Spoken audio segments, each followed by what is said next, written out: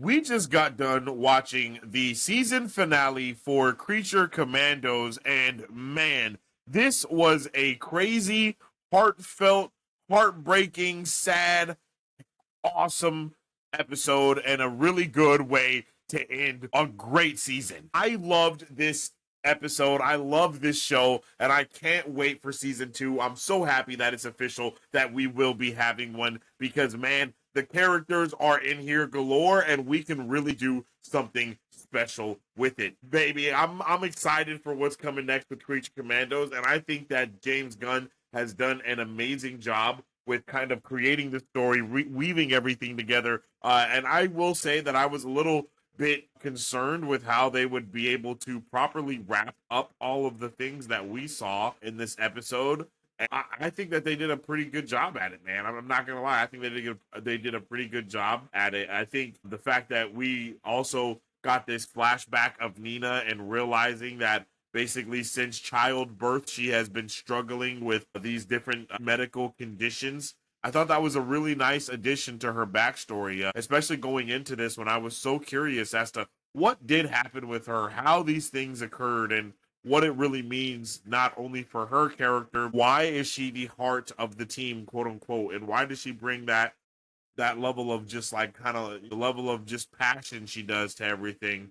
And I think that this episode did a good job of answering that, you know, and it was just very sad to see that her backstory was tragic. It was sad. It was heartbreaking just for it to end in a tragic and sad, heartbreaking way. But I also like that her sacrifice was not for nothing. And in the end, we were able to really save the day. And I thought that was fantastic. But obviously, we contrast that with the beginning of this episode, and that's basically Frankenstein being the monster that he is. I mean, Frankenstein has had me rolling in this show. I can't lie. And the way that he talks to this dude and he is terrified, I just love it. I continue to make the point of how in this show you have humans and that are scared of these monsters, and then you have some humans that just are not scared of these monsters at all. And that is something that I'm all the way here for. I'm here for it in every way, shape, and form. I love the way that they also weaved the secrets or the narrative into it early on. I believe we did not see them find out about Clayface because we were watching. Oh my God, we were watching the bride basically beat the shit out of dude, and then we also saw the Frankenstein there pulling up as well. So, but this at this moment, this is around when we find out the truth about Clayface being there and working with the princess, which is insane. It's just insane. What a way to kind of weave this narrative together in a way to where it's like this vision is real, but it might be fake. And then we have the person come through, confirm that it is real, and then bam, it turns out to be fake, and then it's actually real. Like, I love the whole finesse of it to just go back and forth and back and forth and back and forth. And I think I saw someone just say that the story is kind of confusing at times, and I can definitely feel that because there is a lot going on. Actually, I didn't even notice this, but right at the beginning of they do show us that they see Clayface, like they see Clayface with Nina. It was right there at the beginning. I can't believe I didn't see that the first time I watched it. I think I was so distracted by Frankenstein coming through that literally I didn't even peep that he was on the screen with the princess. Like, that is legit Clayface. I can't believe it. Like, that's crazy. And it's just enough of him to where you can't see it, but you also can see it. So really, the whole time, the Creature Commandos knew that they were right in what they were supposed to be doing. They knew that she was working with Clayface, all of this stuff. Like, they saw it. They saw it. They saw it firsthand.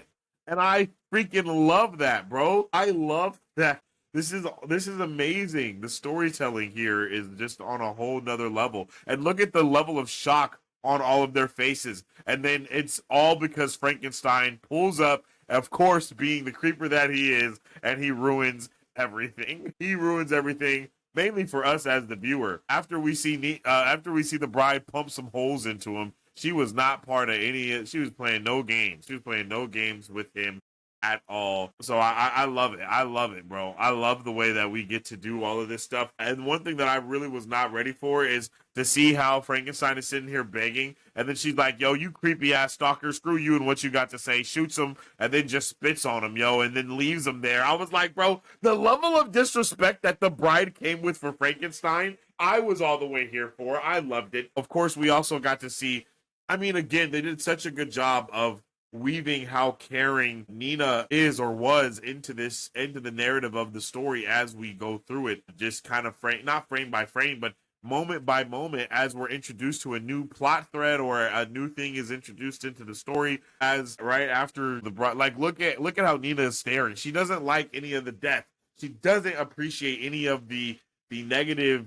She's not a negative person. She's not here as a monster because she's a monster. Like, she's here because other people didn't understand her. Again, much more similar to Weasel than to anyone else on the team. And then it's like when she sees the guards coming, Nina grabs the bride's hand and drags her away with them. Like bro, beautiful moments throughout this episode. So that way, once we get to the end of it, or at least once we continue to go through it, and we see Nina, much like the bride, has not really had. Well, she's had someone on her side, but just in a different way, man. It's just a different way. It was so sad to see her mother kind of go through the thing of just like not wanting her daughter to be alive, I guess. For like that was a lot of wild. There's just a lot of wildness that happened in this, and I wasn't prepared for it, yo. And her dad was just so loving and caring. Also, kind of wild that he would experiment on his daughter in any way, shape, or form.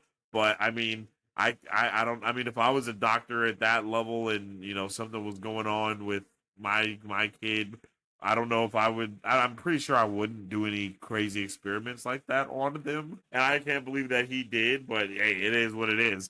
The moment of them being in the forest, aka also the thumbnail moment, if you will, I really, really liked this moment with them. I liked seeing how the bride really was on Nina's side and was really talking to her, and she's like, "Yo, you can do this. Like, you are a monster just like the rest of us." And she was like, "I thought you said I wasn't a monster." And she's like, "Nah, I was joking," or whatever. And just intercutting, excuse me, that with the way that her father just cared so much and really tried to do everything he could to save his little girl. Like, oh my gosh, look at that. That's so sad. I just wasn't ready for. There's been so much tragedy surrounding children within this show, and I was not ready for that level of emotion or heartbreak with it. I just wasn't ready for it, yo. But again, it was something. It was really good for us to see that things like this are actively going on in the DCU. Like, people are mutating people in the DCU multiple times. Like, it happens a lot. Like, people are just doing everything they can for one reason or another. I love the way he immediately puts his daughter in the little thing right here, and the lady's like, "Yo, you're gonna drown her." I love how they react in a way that they don't treat they don't treat her as like an animal or a creature or a monster. They still treat Nina like she's a little kid that needs help to live and survive and do all these other things, right? I just love that fact of the matter. And it was, I think this show did a really good job of just making us feel good feelings and then immediately cutting that with making us feel completely awkward, right? Because it's like, on one hand, we see Nina basically being reborn in this water, and then at the same time, and then directly after that, we cut to seeing the princess in a bathing suit about to go just for a swim. And that is just something that, like, literally, as soon as she walked out, I was like, what? This is awkward. Like, is this how someone who is actively under attack of being assassinated just acts and is just chilling?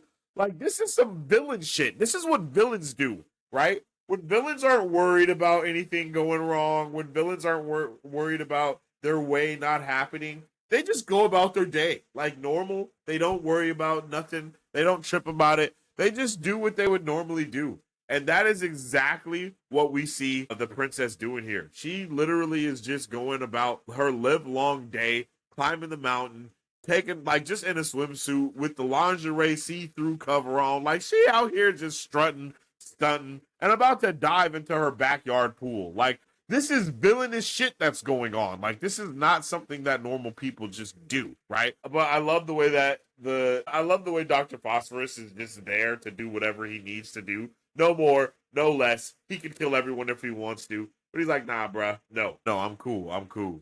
And it was also really nice to see that Weasel had this attachment to the princess because of course she looks like the little girl that he remembers, and she also like played catch with him for hours. And that those are definitely two things that matter quite a bit. It was hilarious. Again, Dr. Phosphorus is just so seriously unserious because as Weasel is like, hey, like he's trying to kind of go towards the princess and all these other things. He's like, should we put him down? And they're like, no, we should not put him down. And he's like, I mean, I was just asking, like, no big deal. Don't be mad at me. And then it was just so nice to see Weasel. He just like Weasel's just such a good boy. He's a good boy. He's just trying to be the best, the bestest good boy he could be that he ever could be.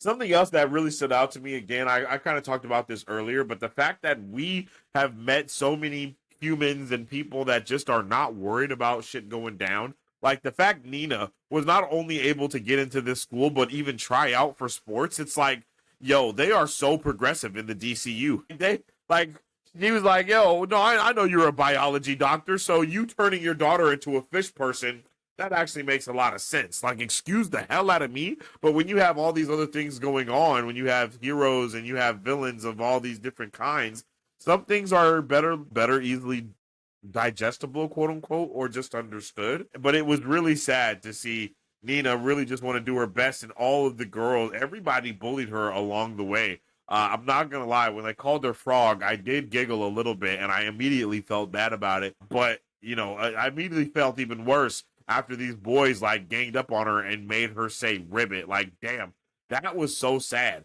Like, not only was that sad, but then James Gunn, because he thinks he's a freaking funny guy, the very next scene that we get, well, wait, was it the wait? I think it was the very next scene, if I'm not mistaken. Oh no, it wasn't the very next scene. Never mind.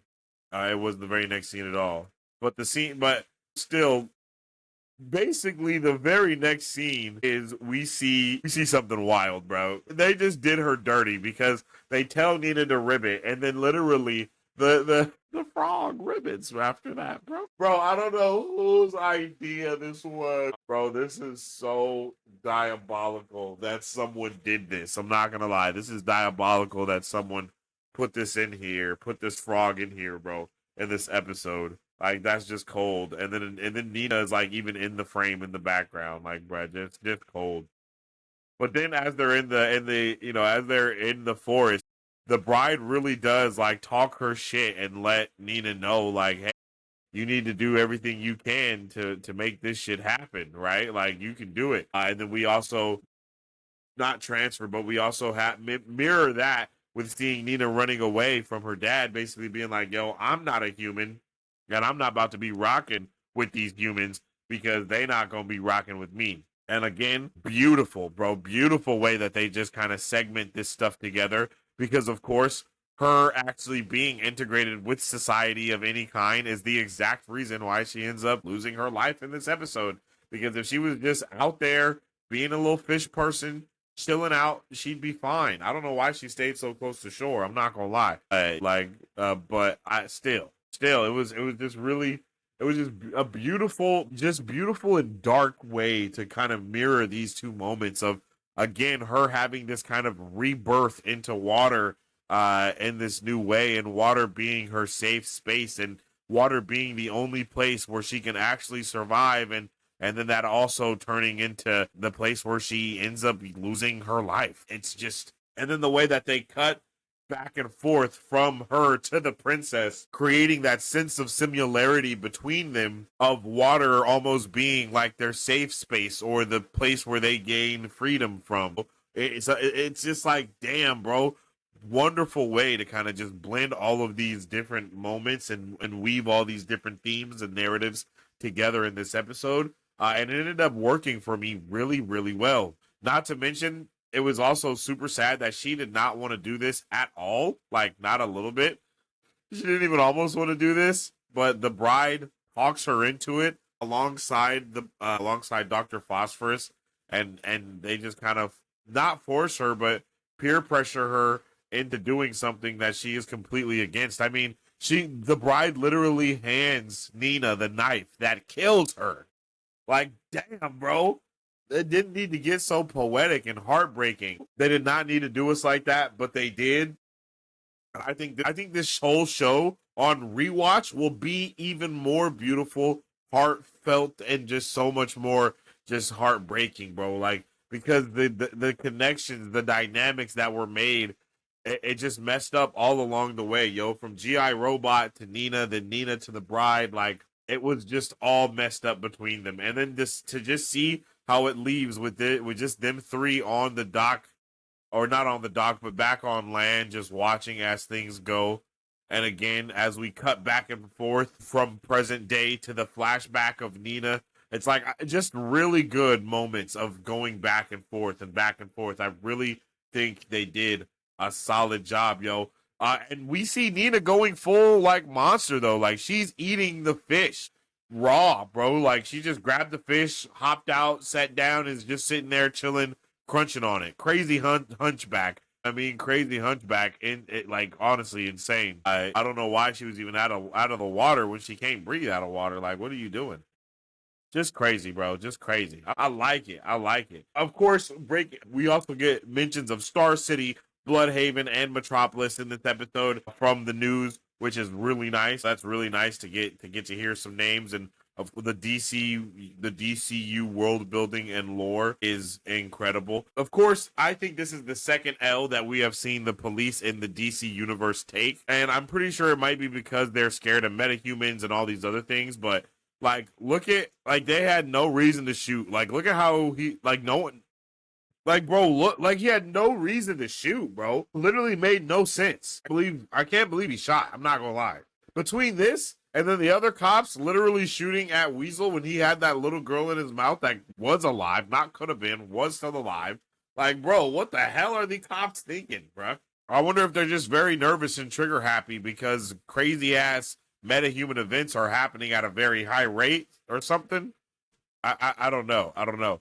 And I thought even when she saw her dad bleeding out that she would take it upon herself to lash out, crash out, but she didn't. She just was very sad and cried and went to scream because she's not with that violence, bro. Like, Nina is not about that violence, bro. And she never has been. And never was and never will be because now she's dead. Heartbreaking. Freaking heartbreaking, yo. Love the way that they trick us into believing the whole story behind the Cersei stuff and the Clayface and all of that, bro. I love the way that they make us believe that what's going on is bad, but it's actually a good thing. Like, A1 dedication to the plot here. Like, you giving us enough. I think we had enough to figure it out ourselves as well. I mean, they literally spelled it out and let us know that the princess was evil. 100% just told us that she is evil. And we still were like, is she though? Should they kill her? You know, Rick Flag got finessed because he was all up in the nanny. You know, it was crazy, bro. It was super sad to see the way that Weasel had those flashbacks and whatnot. It's just, bro, so sad. Like, look at that, bro. Like, look at that. Look at how she was so ready for it, bro. And even at that moment, the bride knew it was going down, bro. I need to know what's going on with the Weasel because the Weasel gotta have, like, I don't know what he's made out of or made from or how he is able to do the things that he's able to do. But not only did bro whoop ass when he was going up against Cersei, he full-blown bit into Dr. Phosphorus and caused him a significant amount of pain and caused himself a significant amount of pain as well. Like, what type of creature are you where you can bite into radioactive person meat and not die, bro? Like, what? Like, bro, I don't understand. And bruh, I was not ready for the princess to be so with the shit. I mean, the way the knife drops in the water, she grabs it with the other hand and bro, immediately just starts sing, sing, sing, sing, sing, just giving it to her. I was like, my God. And again, they just gave us crazy contrast. They've already, like, this episode did crazy contrast between the two characters, and then we get to see it yet again here in the moment of the blue water with the red blood around her, and just look at her eyes, look at that look, and that's all you need to know, that this is a demented person. This is a person that is not well in the head and 100% is going to take over the world. Like, no matter what anybody else says, she's evil. Like, that was the moment that solidified it for me right there. And then you have her staring like that directly into the eyes of poor, sweet, innocent Nina as she takes her last breath underwater. Damn. The one place that has always been her safe haven is now also her grave haven. You hate to see it, man. You truly hate to see it, yo. And then even worse than that, we also see the complete utter heartbreak and destruction on the bride's face as she realizes that Nina is gone, bruh. She gone and she ain't coming back no more. Like, look at the sheer horror in her face as she looks upon the only friend that she's ever had. Like, bro, it's so sad. It's so heartbreaking. And I just cannot believe, bro. I could not believe it, man. I didn't know that's what we were going to be doing. I didn't know that's where we were going to be going with this, but that's exactly where we went. And then as soon as we feel like all is lost, hope is over, we see the way she rises from the water, covered in Nina's blood. Oh my God, bro. Oh my God. What a good episode, bro. What a good episode. And then we, of course, we end it with this badass moment of the bride looking for her. She like, the bride came through knowing what she was about to do. You can see the look on her face. You can see the way she's strutting down the hallway, ready to make shit happen, bro. Like, look at it. Oh, she was ready to make it happen, brother. And I was ready to see it go down too. I was definitely ready to see it go down too. And then she puts it all together. Like, she's like, yo, I know you're evil. And I saw the video. It was you and Clayface. Bitch, I know the truth. The truth is out now. She's like, bruh, and I know it was your dude that was watching us when we got back to the States. I'm like, oh, bruh, it definitely was him, because I remember being like, bro, who is that? And trying to figure out who it was. And now I wonder if we could go back and watch and see how everything was really seated together in a beautiful way, yo. Because I know it was. And then the eyes that once were looking so vicious don't look so vicious no more. They look pretty scared. They look pretty terrified. And she really thought she was going to get the drop on the bride. But the bride, blam, bro, blows her freaking brains out for the homie Nina. And as she should have, yo. We ride for Nina out here in these streets, bro. Like, Nina was the best of them all, right? And she deserved to get done like that. Like, the princess deserved to get woo. And then I love the way, of course, we end it with them just slowly, calm, cool, and collectedly walking out of the place, straight up leaving and going back to where they gotta go. And we end with the bride and the tears falling for the friend, the only friend she ever had, but not the only friend that she'll ever know. Beautiful episode, chat. Beautiful episode, man. Of course, James Gunn also memed us with the talk about there being a credit scene, because there was not one. Excuse me. But it was dope to see this non-human interment division, or the NHID, if you will, also known as Creature Commandos. And now we know that she has a full team at her disposal of these new characters that we have yet to see in the DCU. Well, some characters we have seen and some characters we haven't seen. And a crazy great way to end this episode, letting us know that we'll be back with more creatures going commando and making crazy shit happen. And I love it, bruh. I freaking love it. And of course, we get the return of our good old friend G.I. Robot, bro. Chilling, drinking some motor oil. Big, yo, our guy Big chilling, looking like the Iron Giant. Like, bruh, yo, at least we get to have our good old Nazi killer. And then the return of our good. What's bro's name? I can't think of the shark's name, bro. I can't think of his name. But he's also, is this King Shark? King Shark. Yeah, I think this is King Shark. Yeah. Our guy King Shark, bro, from the Suicide Squad, also making an appearance here. So I'm loving it, bro. I'm loving it. We're blending everything together. We're getting all nice and dandy or handy, whatever you want to say, in the DCU. And I think that this was actually a really solid ending to this season of Creature Commandos. But let me know how you guys felt about this series finale or season finale in the comment section down below. Do you think that they stuck the landing? Do you not think that they stuck the landing? Let me know all your thoughts, theories, and questions for the series, the season 1 finale of Creature Commandos. Jeez.